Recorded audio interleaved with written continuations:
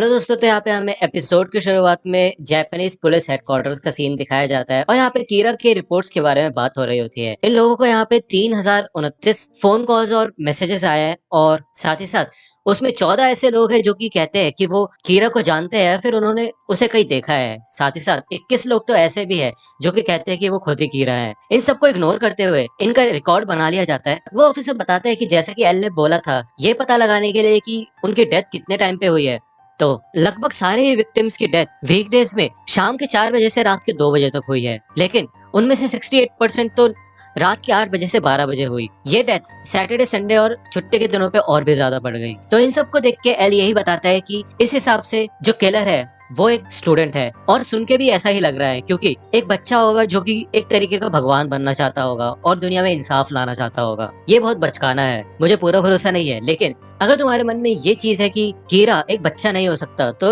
ये बात अपने दिमाग से निकाल दो। तो यहाँ पे मात्सुरा बीच में उठता है और कहता है कि मैं ये नहीं कह रहा कि कीरा जो भी कर रहा है वो सही कर रहा है, लेकिन देखा जाए तो जापान में पिछले कुछ दिनों से क्राइम रेट काफी ज्यादा कम हो चुका है। तो यहाँ पे ज्यादातर ऑफिसर मात्सुरा की बात सुन के उसे इग्नोर ही करते हैं और चीफ भी मात्सुरा को बिठा देता है। अब यहाँ पे एल बोलता है कि मैं आप लोगों से एक और रिक्वेस्ट करना चाहता हूँ, मुझे माफ करना।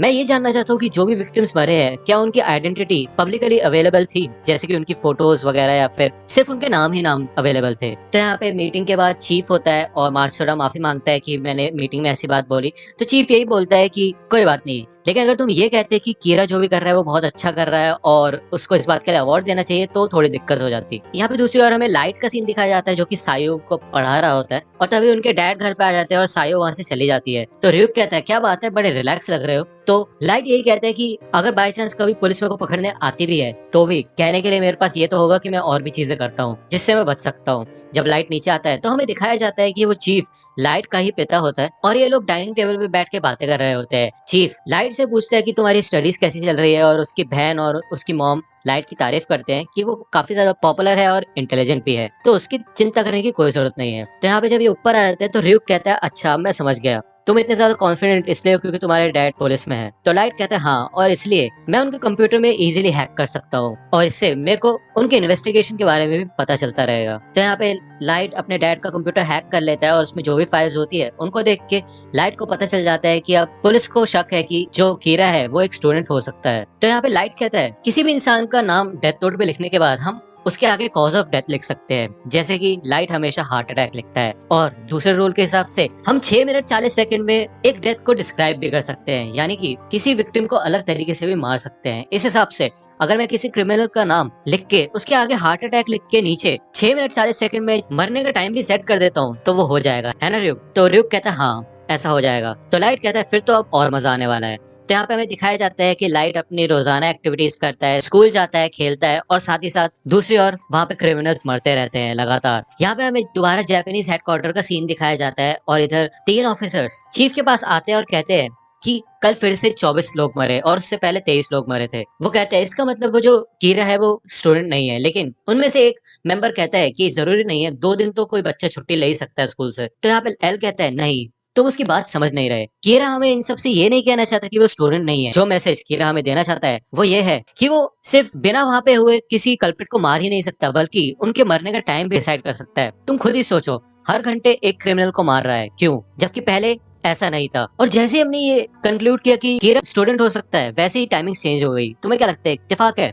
मुझे तो नहीं लगता। इसका मतलब कीरा के पास पुलिस की फाइल्स का एक्सेस है। और यहाँ पे दूसरी ओर हमें लाइट का सीन दिखाया जाता है और वो घर वापस जा रहा होता है। लाइट कहता है अभी तक तो एल को पुलिस के ऊपर ही शक होने लग गया होगा। तो यहाँ पे एल कहता है कि कीरा के पास एक ऐसा तरीका है जिससे कि पुलिस हेडक्वार्टर से इन्फॉर्मेशन निकाल सकता है। मैं इस चीज को नजरअंदाज नहीं कर सकता। कीरा आखिरकार करना क्या चाहता है? यहाँ पे ryuk कहता है कि मुझे समझ नहीं आ रहा, ऐसा करके तो उसे तुम पे और शक होगा ना, ऐसा लगेगा कि तुमने जानबूझ के उससे बचने के लिए टाइमिंग चेंज की है, इससे तो तुम्हारा नुकसान ही है। एल को ऐसा नहीं लगेगा कि तुम पुलिस से कनेक्टेड हो? तो लाइट कहता है कि मैं तो चाहता ही हूँ कि एल मुझे ढूंढे, जब तो मैं उसको आसानी से खत्म कर पाऊंगा। ryuk तुम शायद समझोगे नहीं, लेकिन इंसानी दुनिया में बहुत कम लोग हैं जो एक दूसरे पे भरोसा करते हैं, और अभी इस समय पुलिस हेडक्वार्टर्स और एल एक दूसरे पे भरोसा नहीं करते। वैसे लोगों को लगेगा कि एल और पुलिस मिलके कीरा को पकड़ रहे हैं, लेकिन असलियत में ये दोनों एक दूसरे पे शक करके एक दूसरे को ही इन्वेस्टिगेट करने लग जाएंगे, और कुछ समय बाद पुलिस को इस बात पे गुस्सा आ जाएगा और वो एल को मेरे लिए ढूंढ लेंगे।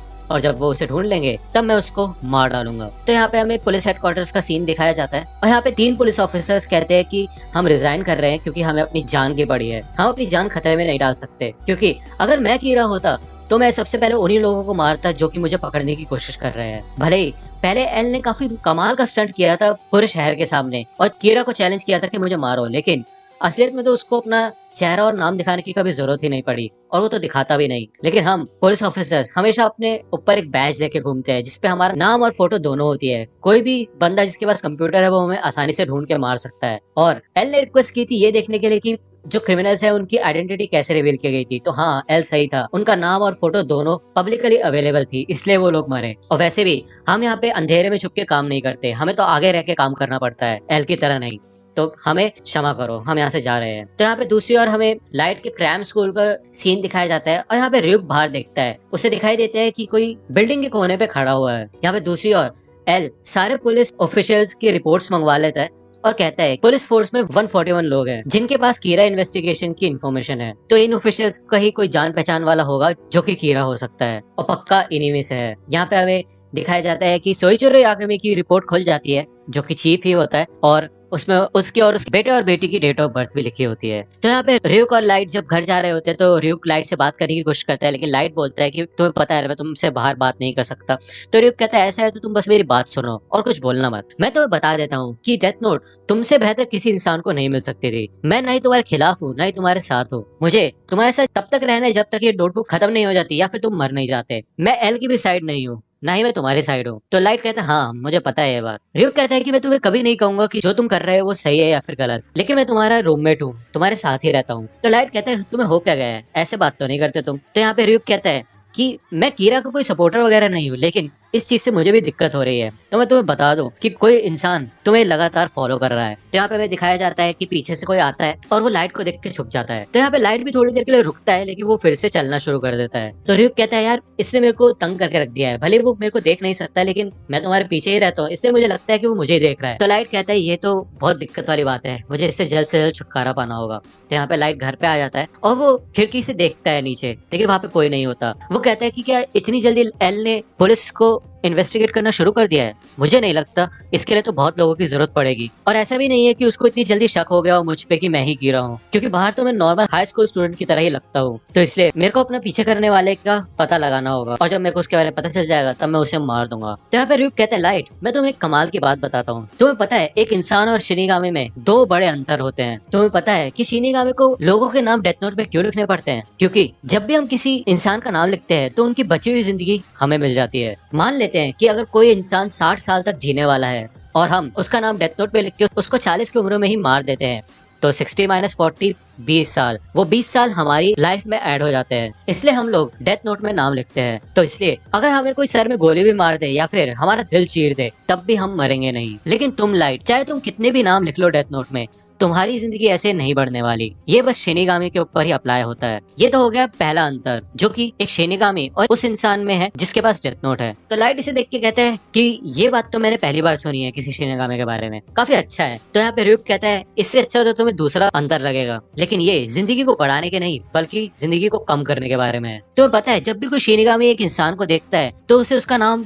झट से पता चल जाता है। तुम्हें पता है ऐसा क्यों? क्योंकि हमारे पास शिनिगामी आइज हैं और मैं इस समय जब तुम्हें देख रहा हूँ तो तुम्हारे सर के ऊपर तुम्हारा नाम और तुम्हारी बची हुई जिंदगी दिखाई दे रही है। तो यहाँ पे लाइट चौंक जाता है और रियुक कहता है हाँ मेरी आंखों में मैं तुम्हारा नाम और लाइफ स्पैन अभी देख रहा हूँ, और अगर मैं उसे ह्यूमन टाइम में कन्वर्ट करूँ तो मैं बता सकता हूँ कि तुम्हारे पास जीने के लिए कितने साल बचे हैं। लेकिन भले ही मेरा मुंह इतना बड़ा है, तुम मेरे मुंह से ये बात कभी नहीं निकलवा पाओगे। तो इसलिए एक शिनिगामी को कभी भी ये दिक्कत नहीं होती कि उनको किसी इंसान का नाम नहीं पता जिसे उन्हें मारना है, और साथ ही साथ उन्हें ये भी पता होता है कि उनकी जिंदगी में कितने साल ऐड होंगे। हमारी आंखें बहुत अलग है। तो ये हो गया दूसरा डिफरेंस तुम्हारे और मेरे बीच में। लेकिन मैं तुम्हें एक बात बताऊं, जिस शिनिगामी ने इंसानी दुनिया में डेथ नोट गिराई होती है और जो इंसान उस डेथ नोट को उठाता है वो शिनिगामी अपनी आंखें उस डेथ नोट के ओनर को दे सकता है। तो यहाँ पे लाइट शॉक हो जाता है और रियुक कहता है लेकिन सिर्फ तब जब डील हो, जो कि काफी पुराने समय से चली आ रही है। तो लाइट कहता है डील? तो रियुक कहता है हाँ, शिनिगामी आइज लेने के लिए तुम्हें मुझे अपनी जिंदगी का आधा हिस्सा देना होगा। तो यहाँ पे लाइट काफी ज्यादा डर जाता है और कहते क्या